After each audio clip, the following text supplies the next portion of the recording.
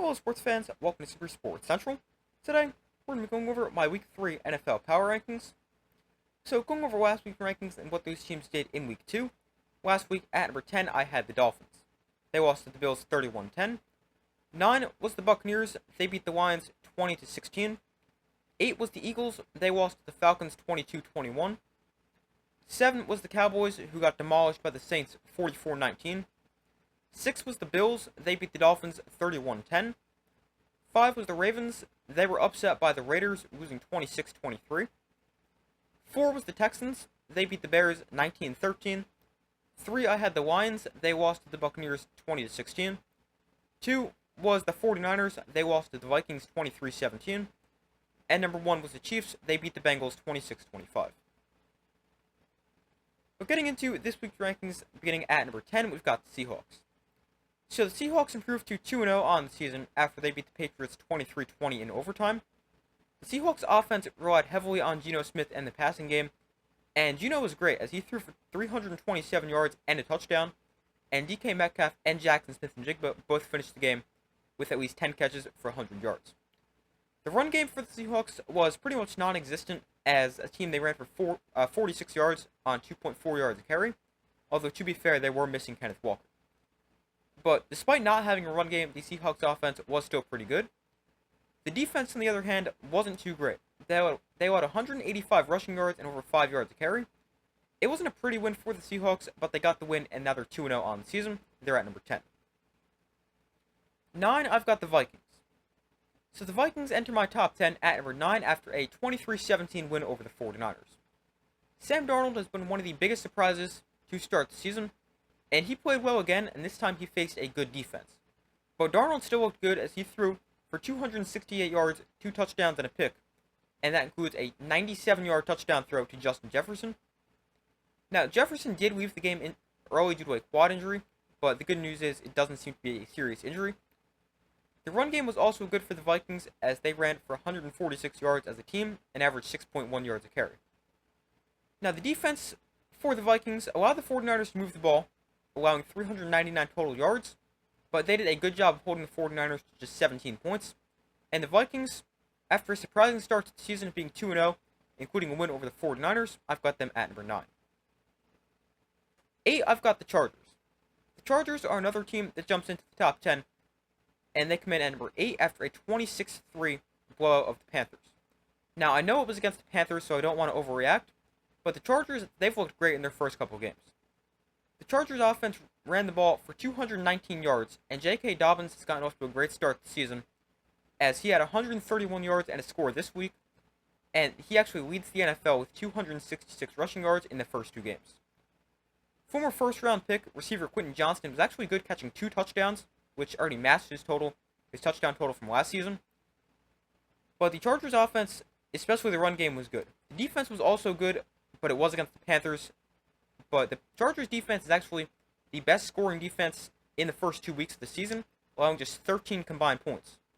But the Chargers, after a good start, they're at 2-0 and at number 8. 7th, I've got the Saints. So the Saints are probably the most surprising team so far. They look like a real threat in the NFC and are coming off a complete blowout of the Cowboys 44-19. The offense again was insane, as Derek Carr threw for 243 yards and 2 touchdowns, and Alvin Kamara had a great game with 115 rushing yards and 3 rushing touchdowns, as well as 65 receiving yards and a receiving touchdown. The Saints defense obviously hasn't been quite as good as their offense, but they've still played well. They forced 2 turnovers this week, held the Cowboys to 19 points, and the Saints are now outscoring their opponents 91-29 in the first 2 weeks of the season, and I've got the Saints at number 7. Number 6, I've got the Lions. The Lions fall to number 6 after they lost to the Buccaneers 20-16, and the Lions, they should have won this game, especially when you look at the stats, because the Lions, they threw for 324 yards, ran for 139 yards, and did that while holding the Buccaneers to 216 yards. So based on that, you would definitely think the Lions won, and probably pretty convincingly. Instead, the Lions lost, because they had no problem moving the football, but they didn't finish their drives, as they had just 1 touchdown and 7 red zone trips, also threw a couple of interceptions, and mismanaged the clock at the end of the first half. And if they managed to clock correctly at the end of the first half, they could have kicked a field goal, which would have completely changed the entire second half. But the Lions, they played an okay game. The offense moved the ball, just needs to figure out a way to get into the end zone. And the Lions, they're now 1-1 on the season, and they're at number 6. Number 5, I've got the Bucs, obviously the team that beat the Lions 20-16. The Buccaneers entered the top 5 after their win over the Lions, and like I was just talking about with the Lions, the Buccaneers probably shouldn't have won this game. But the Bucs, they did a great job of finding a way to win, despite totaling just 216 yards of offense and allowing 463 yards. The red zone defense was great, allowing just a single touchdown and 7 red zone trips, and the defense also came up with some big stops late in the game. But the Buccaneers didn't play the greatest game, although they did find a way to beat a good team. That's a sign of a good team right there. And the Buccaneers are now 2-0, and they're at number 5. Number 4, I've got the 49ers. So they fall from number 2 to number 4 after their 23-17 loss to the Vikings. The 49ers offense was without Christian McCaffrey once again, but was still solid. Jordan Mason ran for 100 yards and a touchdown, and Brock Purdy threw for 319 yards, a touchdown, and an interception. Deebo Samuel also had over 100 receiving yards, although he is now going to miss time with injury. The 49ers defense, on the other hand, did not play well, allowing over 400 yards of offense and 7.5 yards per play. I do still think the 49ers are one of the top 4 teams in the NFL. It's going to be interesting to see how their offense looks the next couple weeks without McCaffrey and now Deebo Samuel as well. But I've got the 49ers at number 4. Third, I've got the Texans. So the Texans move up to number 3 after a 19-13 win over the Bears. The Texans' offense was okay with 19 points. The pass game was good as C.J. Stroud threw for 260 yards and a touchdown, and receiver Nico Collins was great with 8 catches for 135 yards and a score. But the run game was not good for the Texans. The defense, on the other hand, they were great. They held the Bears to just 13 points and allowed just 3.1 yards of play. They also got to Caleb Williams 7 times and forced 2 turnovers. It wasn't the prettiest win for the Texans, but they did win. They're now 2-0, and I've got them at number 3. Second, I've got the Bills. The Bills jump up to number 2, which is really just a result of their dominant 31-10 win over the Dolphins, as well as a bunch of other teams losing. But the Bills, they really dominated this game. Josh Allen had a quiet game for his standards, with just 139 yards and a touchdown, but running back James Cook led the way offensively with 95 total yards and 3 total touchdowns.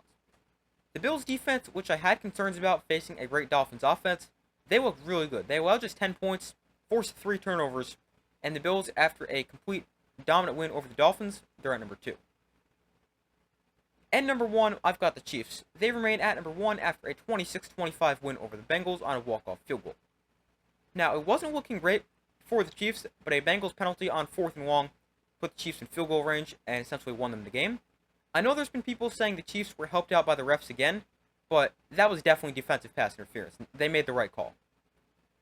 But Patrick Mahomes did not play well. He threw for just 151 yards, 2 touchdowns, and 2 interceptions. The Chiefs ran the ball effectively, rushing for 149 yards, but running back Isaiah Pacheco is out for a while with a fractured leg. And then the Chiefs' defense also didn't play that well, allowing 25 points and over 300 yards. But the Chiefs, they did get the win, and they will remain at number 1. But those are my Week 3 NFL Power Rankings. Thank you guys for watching. Be sure to like this video, subscribe, turn notifications so you don't miss any of their upcoming videos. I do my best to post as often as possible, and I will see you in the next video.